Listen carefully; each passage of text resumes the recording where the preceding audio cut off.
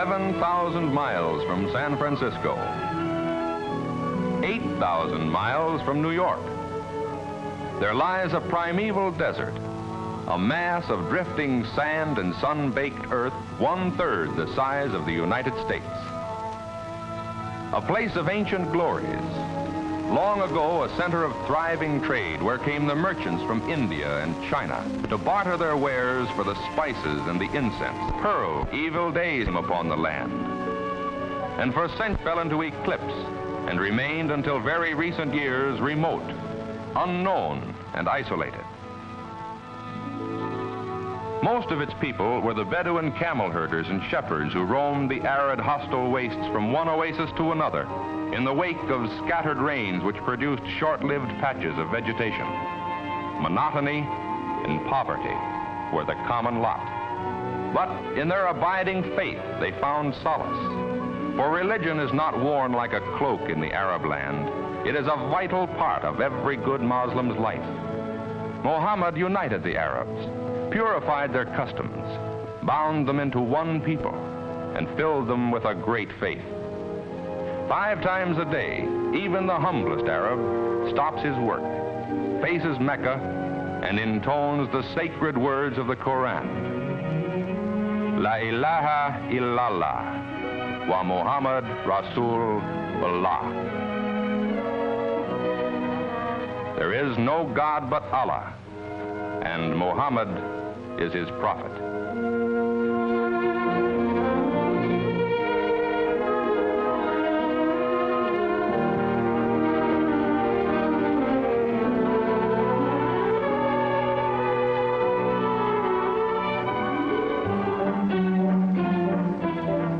The limited water supply permitted, wheat was grown. And the Arab, essentially good-humored in spite of his hard life, would make a little dance and a little song as he threshed the grain.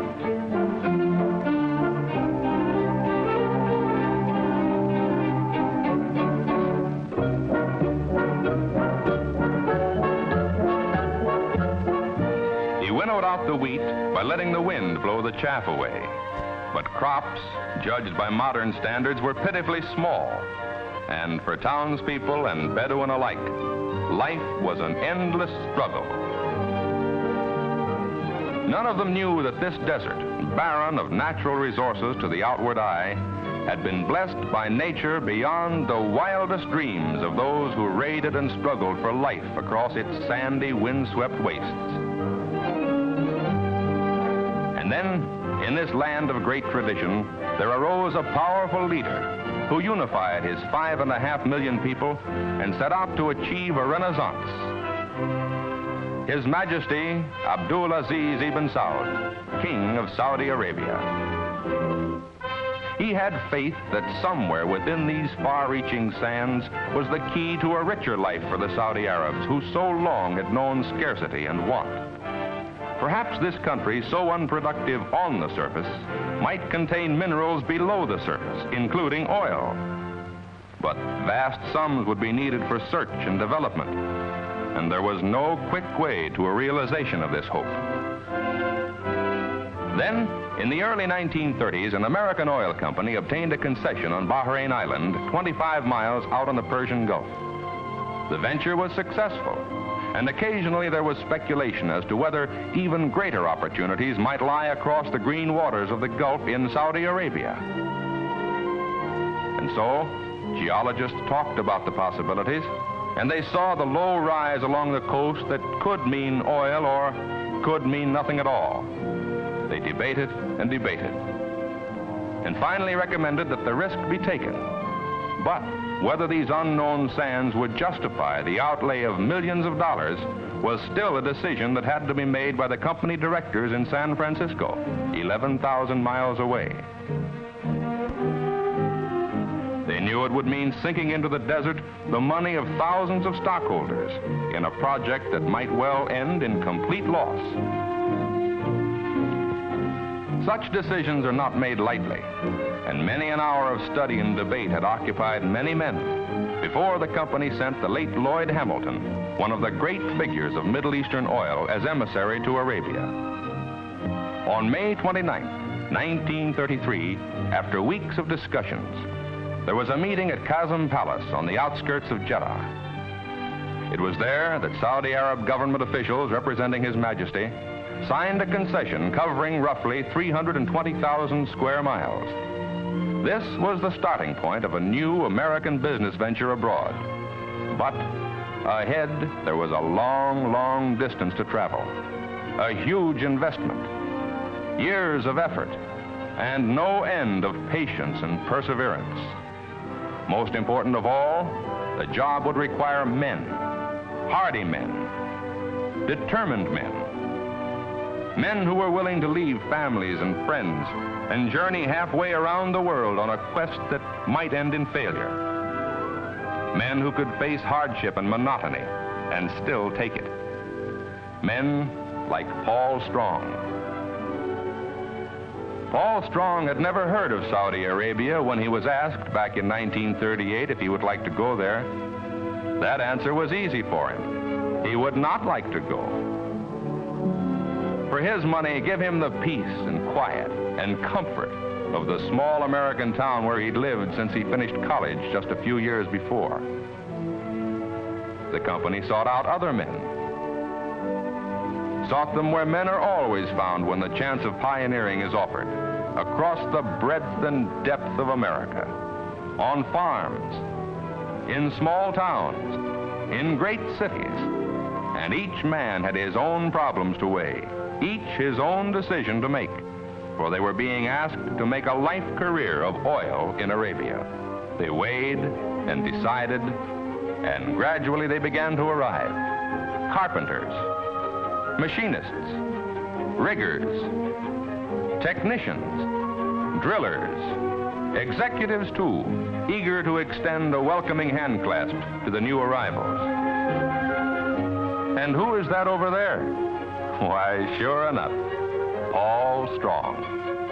Paul had forgotten back in the States that he had that traditional American characteristic, a hunger for adventure and challenge. He and the others had come to learn of the Middle East, and they found the going was tough.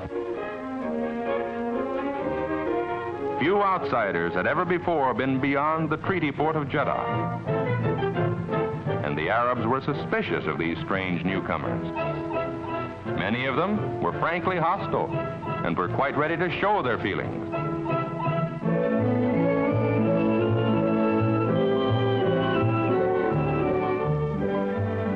Even the extended hand of friendship was accepted grudgingly in the early days. On top of all this, it was hot. 120 in the shade on many a day in summer, sometimes soaring to 140 in the sun, and with high humidity to make it even worse. There were flies and dysentery, and the housing was makeshift.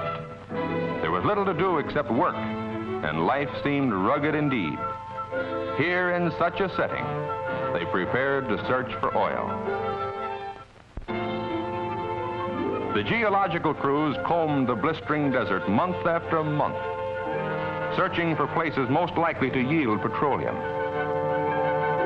Instruments and calculations indicated the best prospects, but the geologists knew what many laymen don't, that the only way to know whether or not oil exists in any one place is to drill for it. Finally, they drilled the first well. They found oil, but not in commercial quantities. It was not encouraging. They drilled again, no luck, and again, still failure. These were dismal days, and here and there a voice would say, "We're licked. Let's admit it." But there were stubborn men in the field and in the San Francisco office who did not have enough sense to quit. The kind of senseless men who all through history have done such foolhardy things as believing that steam could run an engine, or that crops would grow on the deserts of California, or that a voice could carry over a wire. It was men like these who said, "We'll drill deeper," who drilled and failed once more and saw their careers and their reputations burning away beneath the desert sun. And then, at Dammam, it happened. Oil in commercial quantities had been brought in after 3 long, discouraging years. This was the goal toward which they had striven. This was the victory that faith and sweat had bought.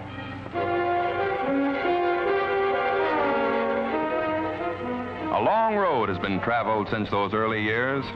There have been changes and great expansions. The original concession has been enlarged and now embraces an area of 440,000 square miles, equal to the states of California and Texas combined.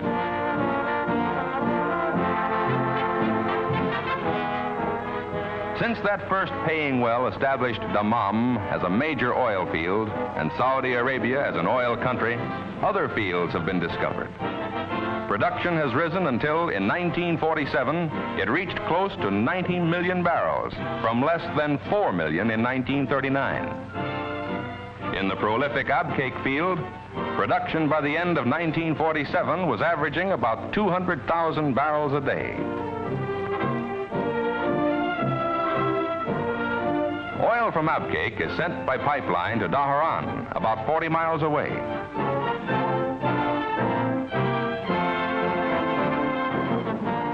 From there, more than 100,000 barrels daily flow through one of the world's largest underwater pipelines to the Bahrain Petroleum Company's refinery on Bahrain Island.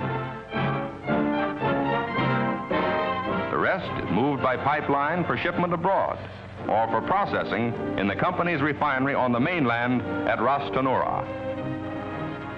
This modern plant was planned to help meet the enormous wartime demands for military petroleum products. The project was approved by the Joint Chiefs of Staff in 1943. It was rushed to completion in 1945 at a cost of approximately $50 million, all of which was put up by the company. In this work, about 1,000 Americans and 5,000 Saudi Arabs were employed for 1.5 years. Its rated capacity was 50,000 barrels daily, but it has actually been turning out more than 115,000 barrels a day, 230% of its original rated capacity. Supplying this refinery required the drilling of additional wells and the building of pipelines to deliver crude oil from the fields.